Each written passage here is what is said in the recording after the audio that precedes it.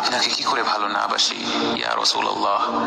যখন আপনি আমাকে ভালোবেসেছেন সেই 1400 বছর আগে, যখন আপনি আমাকে মিস করতেন, আশা করতেন যেন আমার সাথে দেখা করতে পারেন, অথচ তখনও আমি জন্মই হইনি।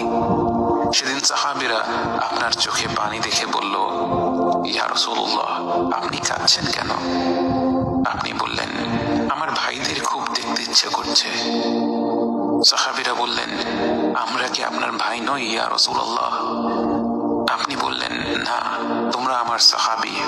আমার ভাই হলো তারা যারা আমার পরে আসবে এবং আমাকে কখনো না দেখেও তারা আমাকে বিশ্বাস করবে। মৃত্যু শয্যায় শুয়ে আপনার অন্তরে এই চিন্তা ছিল যে আমাদের পরিণতি কি হবে। উম্মতি উম্মতি বলতে বলতে আপনি আপনার রবের নিকট ফিরে গিয়েছেন। আজ আমরা আপনার উম্মতের অংশ। বিশ্বজুড়ে আপাত দৃষ্টিতে আমরা হচ্ছি সবচেয়ে অপদস্থ, নিরুপায়, পরাজিত, লাঞ্ছিত, অথচ বাস্তবে আপনার উম্মতের অংশ হওয়া যে গোটা বিশ্বের সব সম্পদ পাওয়ার চেয়েও মূল্যবান ব্যাপার।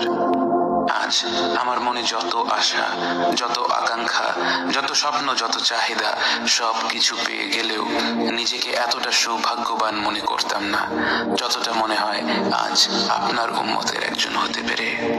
কাল হাসরের ময়দানে যখন গোটা মানব জাতি এক নবী থেকে আর এক নবীর কাছে ছুটে যাবে, আল্লাহ যেন বিচার প্রক্রিয়া শুরু করেন এবং প্রতিটি নবী নাফসি নাফসি বলে মানুষকে ফিরিয়ে দিবে। অবশেষে যখন সবাই আপনার সামনে হাজির হবে এবং আপনি গোটা মানব জাতির প্রতিনিধি হয়ে আল্লাহর সামনে সিজদা করবেন, সেদিন আপনার উম্মতের সদস্য হওয়ার পূর্ণাঙ্গ মর্যাদা প্রকাশ পাবে। ইয়া রাসূলুল্লাহ, আপনাকে কেন এত ভালোবাসি তা তো ভাষায় প্রকাশ করা যাবে না। তবে যতটুকু ভালোবাসা আপনার প্রাপ্য ততটুকু তো আপনাকে ভালোবাসতে পারি না। কথায় আপনাকে যতটা ভালোবাসি, কাজে তো তেমন করে ভালোবাসতে পারি না। আপনার সুন্নতের অনুসরণ করি ঠিকই, কিন্তু ভিন্ন মতের অনুসারীদের সাথে ঝগড়া না করে থাকতে পারি না। ইবাদতটা নিয়মিত করতে পারলেও ইবাদতে আপনার মতো আন্তরিকতা আনতে পারি না।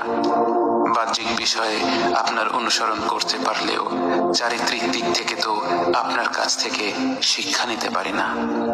মুখে আপনার প্রতি সালাওয়াত পেশ করলেও কাজে কর্মে উম্মতে মুহাম্মদ হিসেবে আপনার সম্মানটা রক্ষা করতে পারি না।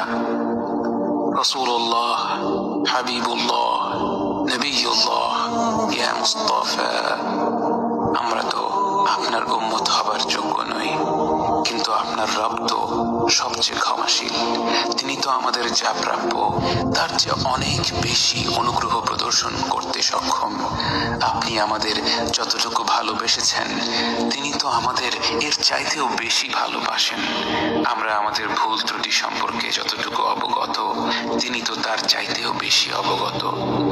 আমাদের রবের অনুগ্রহের দিকে তাকিয়ে অন্তরে আপনার প্রতি যতটুকু ভালোবাসা রয়েছে সেই ভালোবাসার দিকে তাকিয়ে আজ বুকে আশা বেঁধে রই, খুব শীঘ্রই আপনার দেখা পাবো ইয়া নবী আল্লাহ। খুব শীঘ্রই হাউদে কাউসারের পাড়ে আপনার হাতে তৃষ্ণা মেটাবো ইয়া হাবিব আল্লাহ। জান্নাতের নির্মল বাগানে অনন্তকালের যাত্রায় আপনার সঙ্গী হয়ে ঘুরে বেড়াবো ইয়া রাসূলুল্লাহ সাল্লাল্লাহু আলাইহি ওয়াসাল্লাম।